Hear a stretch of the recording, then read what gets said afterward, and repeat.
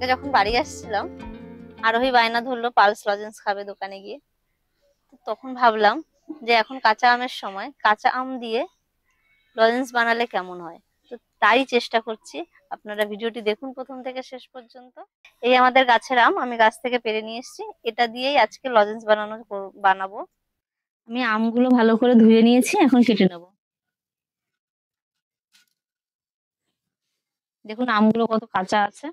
আমাদের এই আমগুলো আষাঢ় মাসে পাকে, এখনো অনেক কাঁচা আছে আম। আমি আমগুলো ভালোভাবে ছুলে নেব।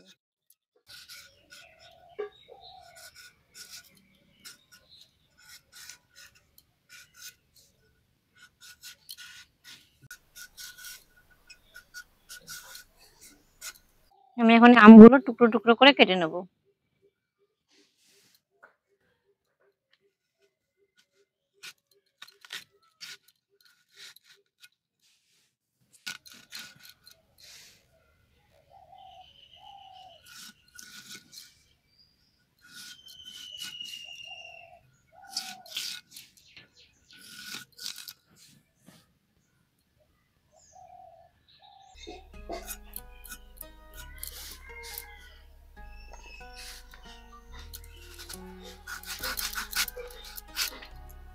আমি আম সব টুকরো করে কেটে নিয়েছি। এখন আমি এটা মিক্সিতে ভালো মিহি করে পেস্ট করে নেব একটু জল দিয়ে।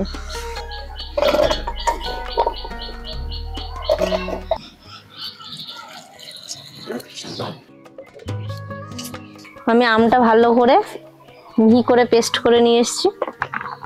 এখন আমি এটা এই ছাঁকুনি দিয়ে ছেঁকে নেব। এর ভেতরে যে শক্ত অংশটা আছে ওটা আমি দেব না।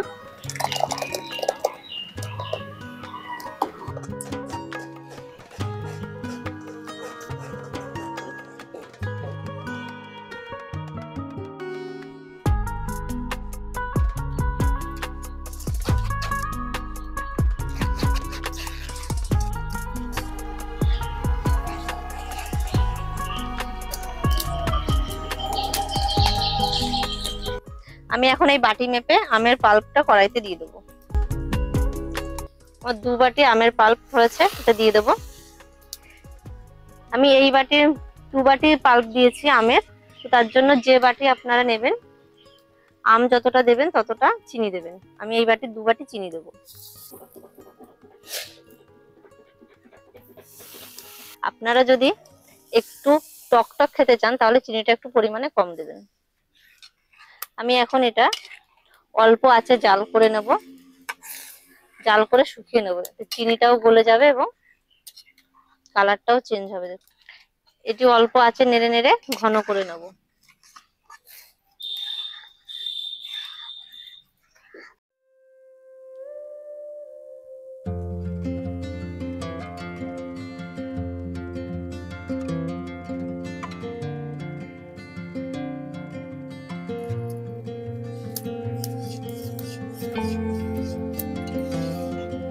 কালার দেখুন অনেকটা চেঞ্জ হয়ে এসছে, গাঢ় হয়ে এসছে। এখন আমি এর মধ্যে পরিমাণ মতন লবণ দেব এবং জলজিরা নিয়েছি 1 প্যাকেট, জলজিরাটা দিয়ে দেবো।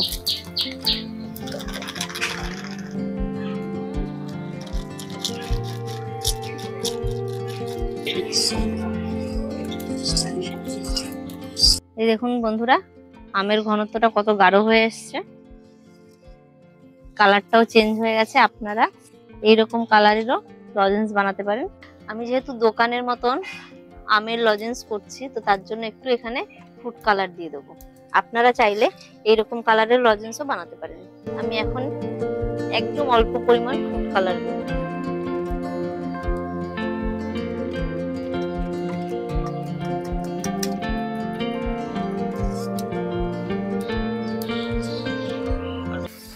দেখুন কি সুন্দর কালারটা চলে এসছে, পুরো একদম কাঁচা আমের কালার। এবার মিশ্রণটা আমি দেখবো জলে দিয়ে যে মিশ্রণটা গাঢ় হয়েছে কিনা এবং লজেন্স তৈরির মতন পুরো পারফেক্ট হয়েছে কিনা। তো তার জন্য আমি একটা বাটিতে জল নিয়েছি। এই দেখুন বন্ধুরা, পুরো একদম পারফেক্ট হয়েছে, ভেঙে যাচ্ছে না। যেমন ভাবে আমি জমাট বাঁধাচ্ছি, যেমন আকার নিচ্ছি তেমনই আকার হচ্ছে। এটা লজেন্স বানানোর জন্য একদম পারফেক্ট। তো আমি এখন এটা কড়াইটা নামিয়ে নেব। আমি এখন আমের মিশ্রণটা এই মোল্ডে, সিলিকন মোল্ডে ঢালবো গরম অবস্থাতেই, না হলে লজেন্সের শেপটা আসবে না।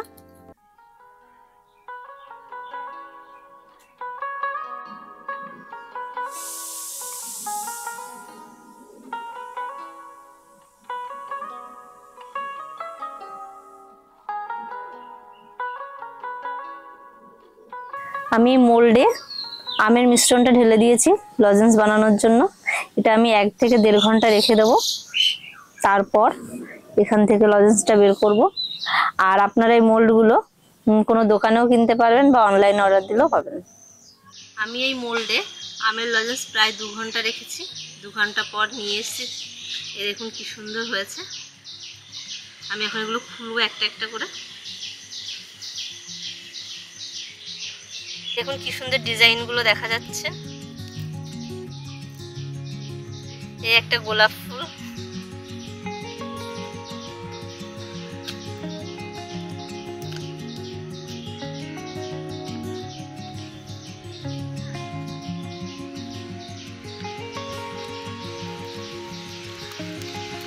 আমি এখন এই বাকি সব লজেন্সগুলো চিনির গুঁড়ো মাখিয়ে নেব।